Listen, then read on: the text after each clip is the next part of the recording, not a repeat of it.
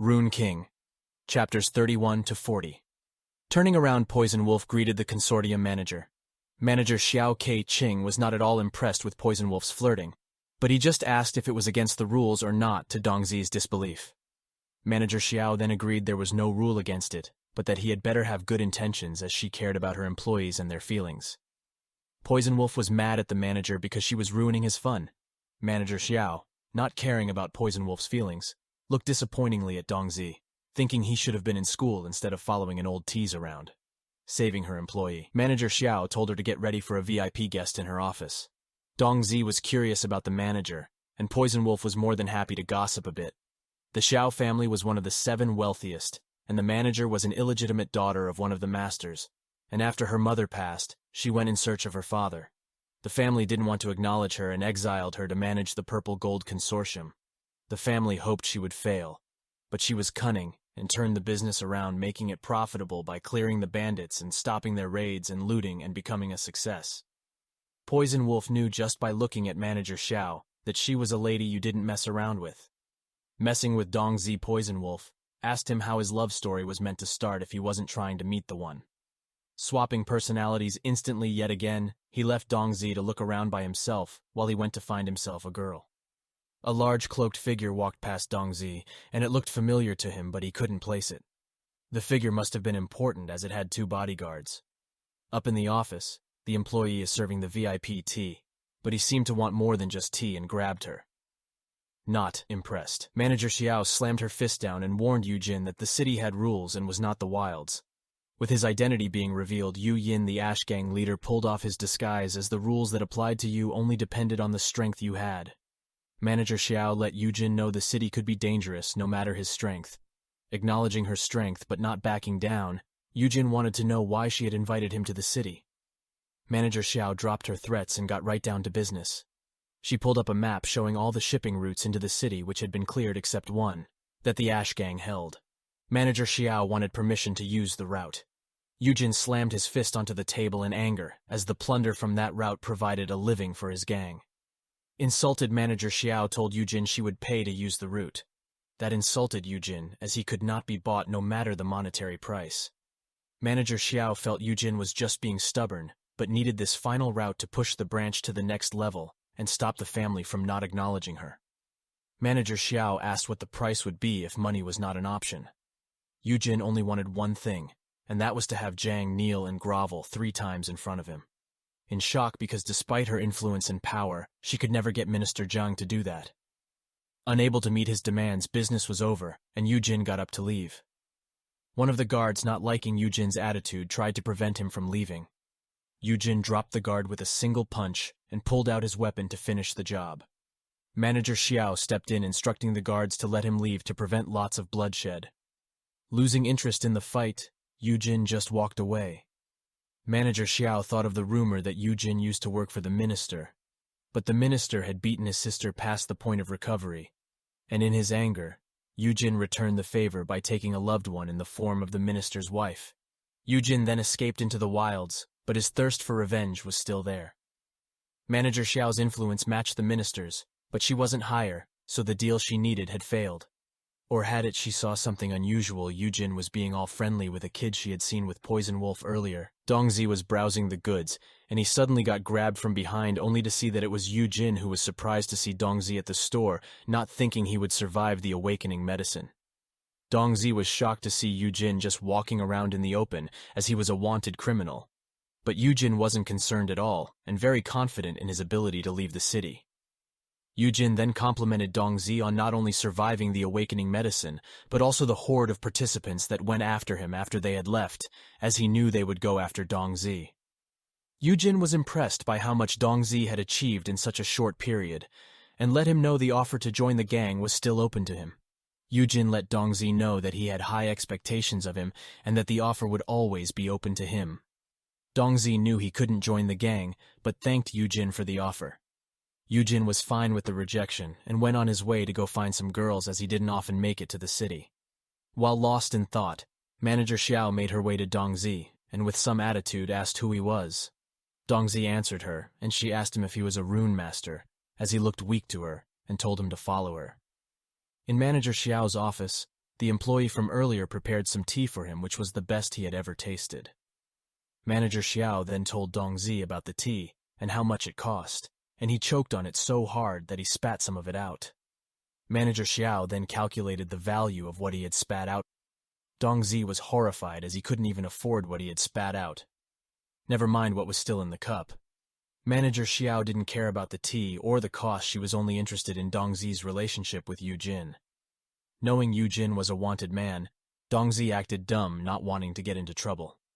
Manager Xiao was impressed with Dongzi's quick thinking, but wanted to get answers from him, so she let him know that she had invited Eugene into the city and that she wanted Dongsi to help her to get Eugene to work with her. Dongsi could see an opportunity here and wanted to know what was in it for him. Manager Xiao offered him a ridiculous sum of money. Dongsi was smart, and he knew he would start making great money, and that his relationship wasn't that great with Eugene. Manager Xiao heard this and thought Dongsi just wanted more money, and was a little annoyed and asked him how much he wanted, but Dongsi didn't want money. So Manager Xiao then offered him an investment where he could pick any store in the consortium and have it rent-free for 10 years. Dongsi took her completely off guard by telling her the investment would be in him and not in a business. Manager Xiao was confused, so Dongsi went on to pitch himself to her. Manager Xiao was not convinced she already had all the experts money could buy, and investing in him would cost her more than a once-off payment. Dongsi then told Manager Xiao that he had noticed that her guards were D-ranked rune masters, which for their city was good, but for someone competing in the Xiao family was low. Dongsi decided to take a chance and told Manager Xiao that his rune spirit was 100% and that if she invested in him, he would surpass the D ranks and be an asset to her. Manager Xiao, on hearing the 100%, started to weigh up the potential of investing in Dongsi. Manager Xiao's demeanor changed, and she asked Dongsi what type of support he wanted. Dongsi then listed a whole bunch of expenses he wanted to be covered for himself and his sister, but most importantly, he needed protection from two important and influential people in the city, Jiao Wenlong, the gang leader, and Song Fang, the bully's mom. Manager Xiao was happy to take care of the two, but was curious as to why they were after Dongsi. Dongsi told her how he had gotten involved with them. Manager Xiao was surprised that the authorities hadn't arrested Dongsi, which meant the bully's mother had not reported the incident in the wilds. Dongsi knew the only reason for that would be because she wanted to get revenge herself. Manager Xiao was happy Dongsi understood his position and agreed to help once Dongsi helped her if he could. Manager Xiao passed her phone to Dongsi to call Eugene, and the outcome of his call would determine how much help she would give him. Eugene answered the call thinking it was Manager Xiao, so Dongsi quickly let him know it was him on the line. To Dongzi's horror, Eugene asked Dongsi if he had become Manager Xiao's toy boy since he was using her number now. Dongsi denied this, and quickly explained the situation and his request to Eugene, who agreed to help Dongsi out and work with Manager Xiao. The quick agreement stumped Dongsi as they weren't that close. Eugene then let Dongsi know that the reason he agreed was that he found out that Dongsi had eliminated one of the minister's helpers and that made them allies. But Dongsi would owe him a favor one day in the future. Dongsi was a little worried about an open favor, but agreed to it. Dongsi then handed the phone over to Manager Xiao and let her know that Eugene had agreed to her complete disbelief, and Dongsi just laughed it off, not knowing what to say. Manager Xiao reassessed her opinion of Dongsi and wanted to nurture him to be a loyal follower. Manager Xiao then asked Dongsi what his plans were going forward, and he told her he would be competing in the upcoming Tempest Thunder trial. On a skyscraper somewhere in the city, those two people just found out they no longer had the influence to directly attack Dongsi with no repercussions due to his new backing. That didn't mean they would give up, however, they just needed a plan, one where Dongsi would start trouble with someone close to the minister, someone like his son. And a plan was born. With 4 days left till the trial, Manager Xiao saw Dongsi off herself. Firefox let Dongsi know that it would take a day to reach the other participants. Not wasting time, Dongsi used the travel time for physical training on the ship and annoyed Firefox with all his noise. After a few hours, he slumped down exhausted but satisfied as a screen popped up showing that he had completed his mission. He collected his potion reward first, then checked his stats and selected his mysterious reward, which was an upgrade to his goggles. Normal goggles only showed rankings. His upgraded goggles now showed level and stats as well, which he tested out on Firefox, and it showed all of her data. Firefox, however, could only see Dongsi staring awkwardly at her and was not impressed. They arrived at the Tempest Thunderport a short while later. and Dongsi was in awe as he had never seen the ocean before. They looked over the ocean at the stormy Thunder Island, Dongsi's next stop and home for 3 days. Firefox told Dongsi that the aim of the trial was not to survive but to perform well and earn points, and that a team was a good idea. Dongsi hadn't been told that teams were allowed, so he was taken back a bit as he thought he would be doing this solo. At the port plaza, participants were continuously arriving in droves. Firefox directed Dongsi towards the area where the pledge ceremony would be held, and they said their goodbyes. Firefox told Dongsi that this trial wouldn't be as dangerous as the dungeon challenge, as there were safety features in place. This gave Dongsi some peace of mind, but he was still determined to perform well. When Dongsi entered the plaza, he received a special badge, which would protect him, but also disqualify him if used. It also monitored them while on the island. Dongsi was surprised at how many participants were competing in the trial. To compete in the trial, you had to be below the age of 24 and not have passed a university entrance exam, and the competition was open to the entire country. Dongsi was worried about the age gap, as the 24-year-olds had an additional 6 years of training behind them. Above the plaza was the main examiner Yan Yi, an A-rank rune master archer with his fellow examiner who was monitoring a screen which showed all the participants, and he was not impressed at all seeing all of them as a waste of time. An announcement calling for quiet from the ship was made so that the pledge could start. Dongsi realized that the announcement hadn't come from the speakers, but from the examiner, himself using rune energy alone. Out of a hatch from the ship above, the examiner dropped to the ground, making a superhero landing and impressing all the participants with his A-rank power. Examiner Yan Yi then welcomed them all and introduced himself. His aura was so powerful Dongsi just had to examine him with his new goggles, but with their power levels being so far apart, all the goggles showed was his name and a whole bunch of question marks. While Dongsi was trying to examine Yan Yi, the second examiner dropped from the ship impressively and insulted them all as useless trash and introduced himself as Examiner Liu Shijie. Dongsi was wondering what the examiner's problem was and overheard the other participant commenting about how Liu Shijie used to be the main examiner, but due to his bad attitude, it looked like he had finally been demoted this year. Liu Shijie clarified his earlier statement by letting the participants know that he meant all of them were trash and not just one or two in particular. Yan Yi quickly put an end to Liu Shijie's tirade by calling him vice examiner and reminding him of his place. Yan Yi then boosted the participants' spirits by reminding them that they had beaten 80% of the world just by becoming rune masters, and he was proud of them. The participants would be randomly dropped off all over the island. Lighting strikes were very common, and safe areas shrunk over time, so hiding in one place was not an option. Points could be obtained by defeating runestone beasts or fellow combatants, and the final ranking is what the universities would use to pick their recruits. Yan Yi then let them know that there were almost 3,000 participants but only 90 slots available over the 18 universities. Yan Yi then wished all the participants luck as glowing wings appeared on his back, and he flew back up to his ship. Dongsi recognized that the skill was only available to B rankers and above, and allowed free flight with energy use. Liu Shijie then directed them to register, and told them that teams were limited to 5 people, and that people who didn't already have teams could find one at the registration area. Dongsi was going to solo the island, but 5v1 was just too much of a disadvantage, and Firefox had also suggested teaming up, so he headed that way. A very bored-looking administrator barely greeted them at the registration table, asking for their names and giving them paperwork to go and fill out. A rather large participant was trying to recruit teammates by showing off his muscles, but from the reactions he was getting, things weren't going so well for him. Rejection didn't bother this guy at all, and he moved to his next target, Dongsi, who wasn't impressed at being the backup plan, but scanned him anyway to check out what he was dealing with, and the stats were so unbalanced.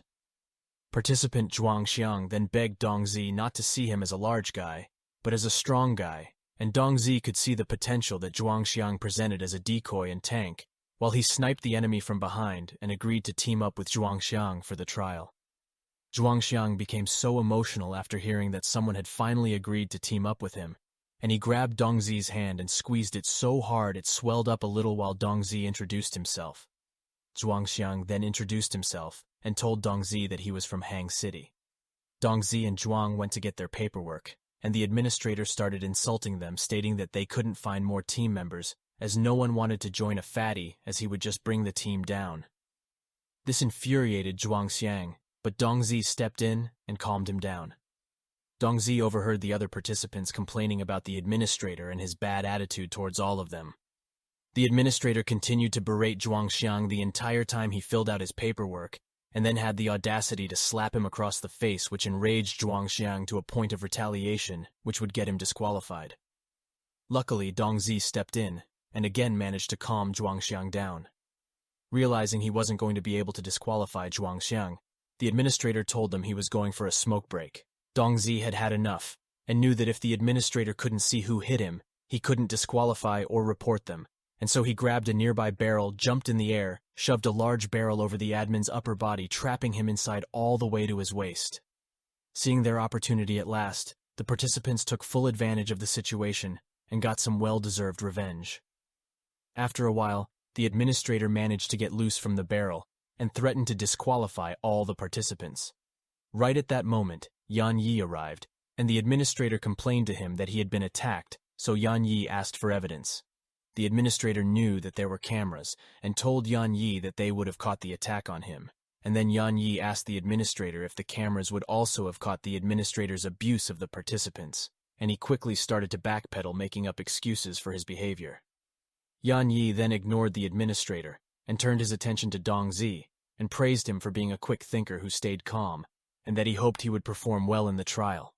The other participants were so impressed that they wished they had come up with the plan to beat the administrator and gotten praised instead. Dongsi and Zhuangxiang had 3 more spots to fill in order to have a full team of 5, which would give them a better chance in the trial. After Yan Yi had complimented Dongsi, they had no shortage of participants wanting to join them, and some even wanted Dongsi to leave Zhuangxiang and join their team so that the strong would stay together. Zhuangxiang was excited, as they now had their pick of the crop, and he wanted to pick the strongest participants they could for their team. Dongsi knew that the people here were the leftovers, however, and that the perfect teams had already formed, so he would have to be very strategic with his picks to be able to get the most out of his team. Zhuangxiang asked Dongsi what he was looking for, and Dongsi let him know that he wanted a strategist, someone good at close combat, and lastly a rune master who could play multiple roles. Zhuangxiang offered himself up as the strategist, and Dongsi realized that Zhuangxiang's special skill was overconfidence. Dongsi noticed a participant with a large, unusual-looking box on his back sitting a little way off, and scanned him to review his stats.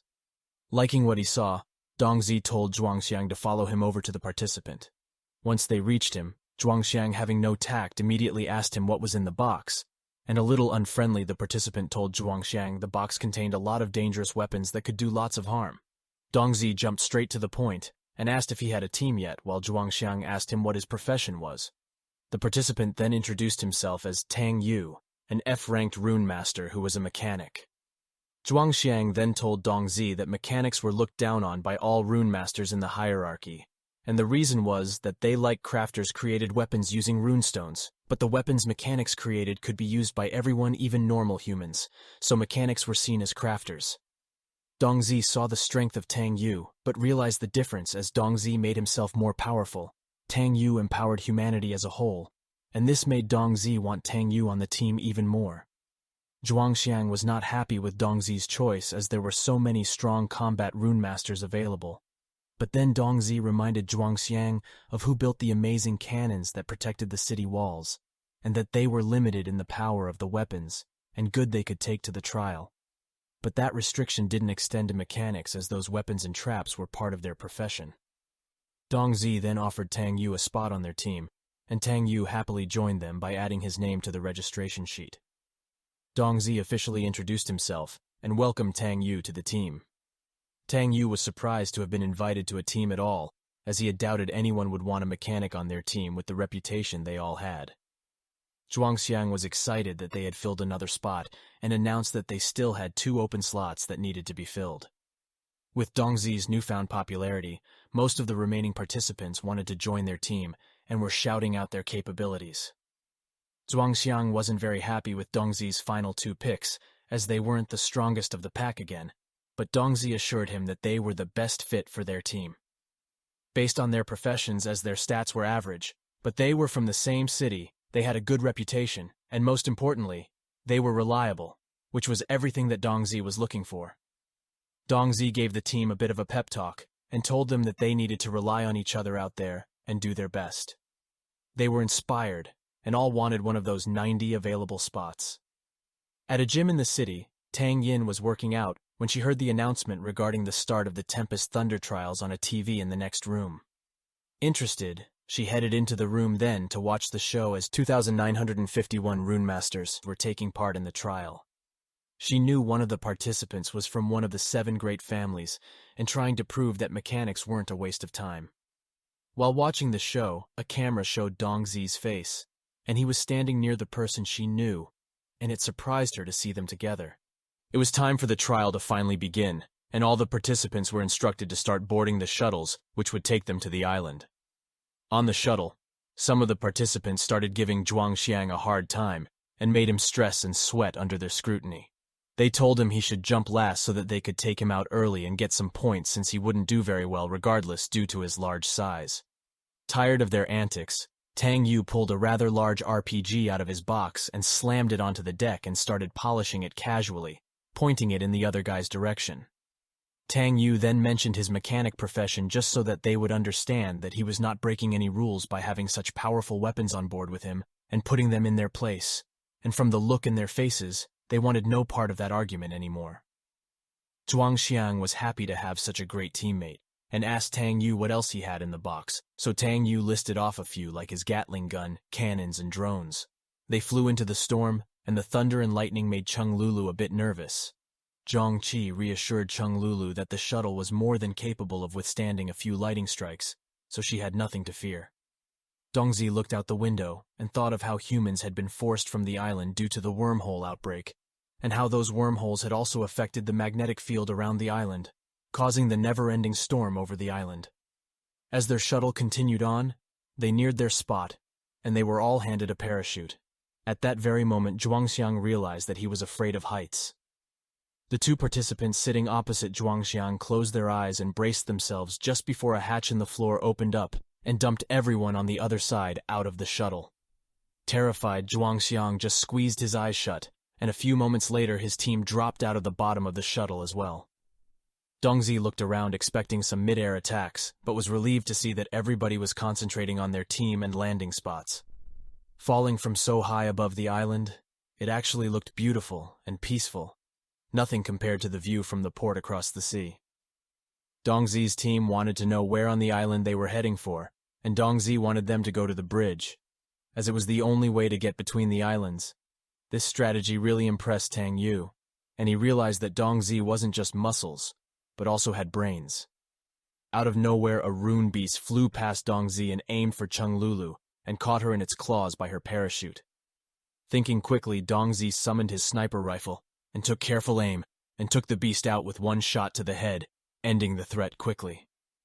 Zhang Qi was so impressed with the speed and accuracy of Dongzi's shot, and that their teammate was safe. The celebration was cut short when Zhang Qi noticed that the beast's claws had ripped holes in Chung Lulu's parachute. Dongzi asked Zhuang Xiang if he might be able to reach Chung Lulu, but he was too far away.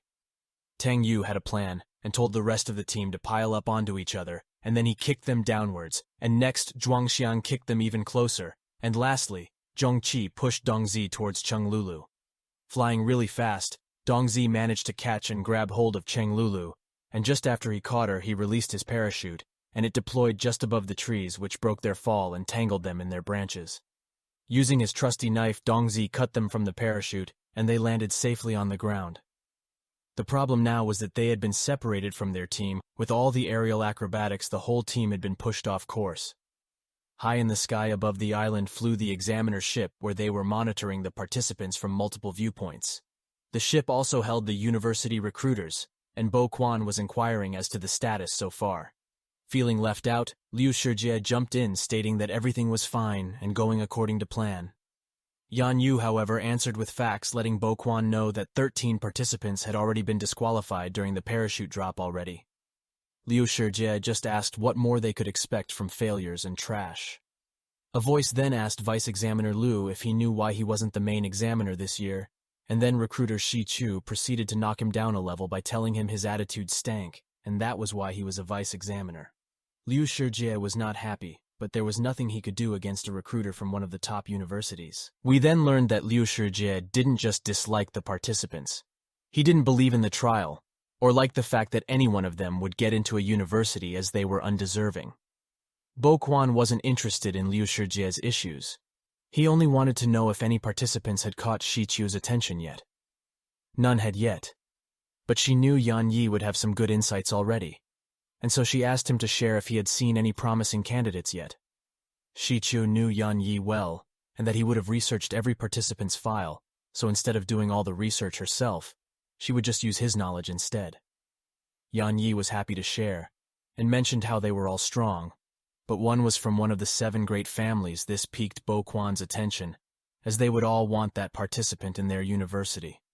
Yan Yi gave them Tang Yu's name, but told them that he was unfortunately only a mechanic.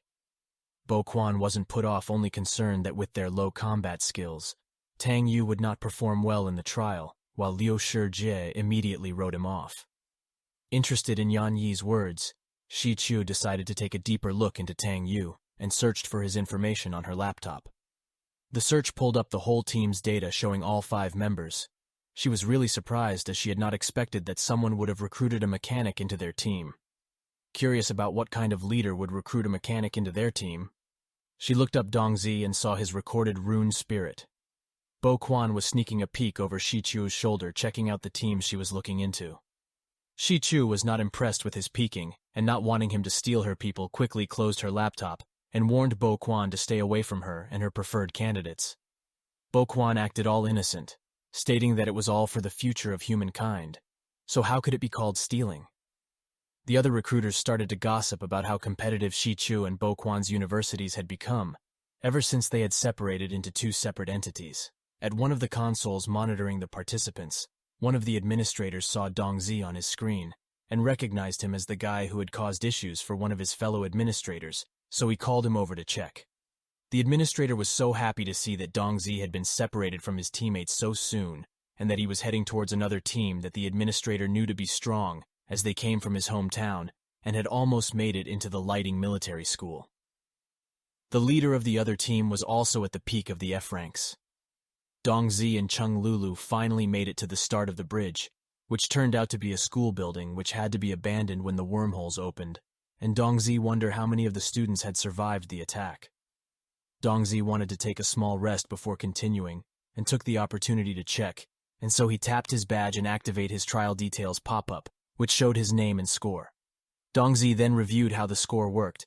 An F-ranked beast or participant was worth 1 point, and an E-ranked beast was worth 5 points. Dongzi looked around and determined that they should head to higher ground for better visibility.